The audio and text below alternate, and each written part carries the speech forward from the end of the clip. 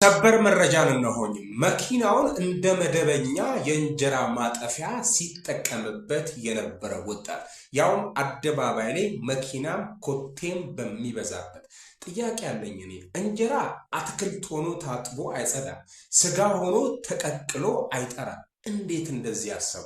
እስኪ ሙሉ መረጃ ያላደርሳችሁ ቤቱን ፎሎ ቪዲዮ ላይክ ሼር በማድረግ ጀምሩት። ዕለተ ሐሙስ ግንቦት 27 2018 ዓ.ም በአሁኑ ወቅት ማለት ነው በዚህ ሰዓት በማህበራዊ ሚዲያ ላይ ሰደድ እሳት ሆኖ እየተዘዋወረ የሚገኝ አንድ አጭር ቪዲዮ የብዙዎችን ትኩረት በኃይል ስቧል። ቪዲዮ የዕለት ተዕለት የህይወታችን ዋልታ በሆነው እንጀራ ንጽህና ዙሪያ ላይ አገራዊ ድንጋጤና ትልቅ ውይይትን አስነስቷል። ሁላችንም ሳናውቀው የቀኑ የምንመገበው ምግብ ከበስተጀርባ ያለውን አስደንጋጭ እውነታ ፍንትው አድርጎ አሳይቶናል።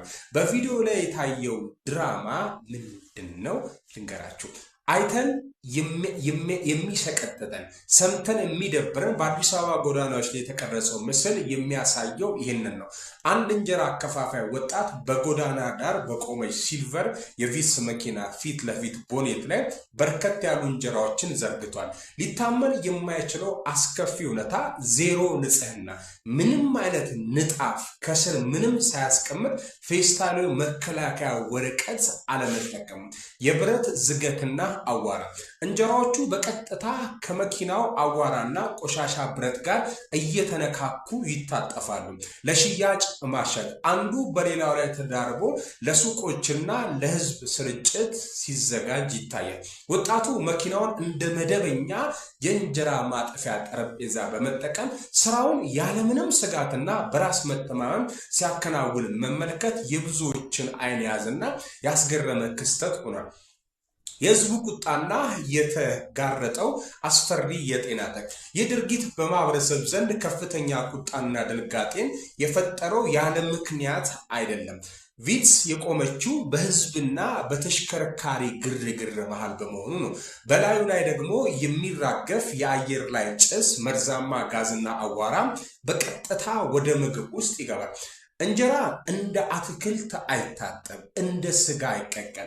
የነገሩ አደገኛነት እዚህ ላይ ነው። እንጀራ አንዴ ተጋግሮ ከወጣ በኋላ በቀጥታ ወደ ማዕድ የሚቀርብ እንጂ ዳግም በሙቀት ተቀቅሎ ወይም ታጥቦ የሚበላ ባለመሆኑ በዚህ መልኩ ለጎዳና ቆሻሻ ተጋልጦ መዘጋጀቱ ነዋሪውን ለተለያዩ የሆድ ዕቃና ለአስከፊ ተላላፊ በሽታዎች በቀጥታ የሚያጋልጥ ያደርጋል።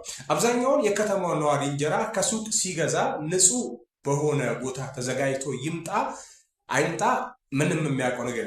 ይህ ቪዲዮ ግን ከጀርባ ያለውን ድብቅና አስፈሪ ገጽታ ቁልጭ አድርጎ የሚያሳይ ነው። ትርፍ ከሰው ልጅ አይበልጥም። ይህ ክስተት በማህበራዊ ሚዲያ ላይ ለቀልድና ለፈገግታ የሚጋብዝ የፈጠራ ስራ ሳይሆን በከተማችን ላይ ስር የሰደደ የምግብ ንጽህና ቁጥጥር ክፍተት እንዳለ ፍንትው አድርጎ የሚያሳይ ትልቅ ማሳያ። ጥብቅ ክትትል ያስፈልጋል። እኛ የምንመገበው ምግብ የት እንዴትና በምን እንደሚጓጓዝ ማወቅ መብታችን ሲሆን የቁጥጥር ስርዓቱ መስመር ሊይዝ ይገባል። የባለስልጣናት አስቸኳይ ትኩረት የሚመለከታቸው የጤናና የቁጥጥር ባለስልጣናት መሰል የጎዳና ላይ ፍጹም ኃላፊነት የጎደላቸውን አሰራሮች በጥብቅ ሊመረምሩና አስተማሪ ህጋዊ እርምጃ ሊወስዱ ይገባል። ከተገቢ በላይ ለትርፍ ማደንና ለስራ ማቅለል ተብሎ የህብረተሰቡ ጤና አደጋ ላይ ሊወድቅ አይገባም። የሰው ልጅ ጤናና ደህንነት ሁልጊዜም ቀዳሚውና ብቸኛው ምርጫ ሊሆን ይገባል። ቪዲዮ ሼር ይደረግ። ለጤንነት ለጥንቃቄ ሲባል ቪዲዮ ሁሉም ጋር እንዲደርስ አድርጉት።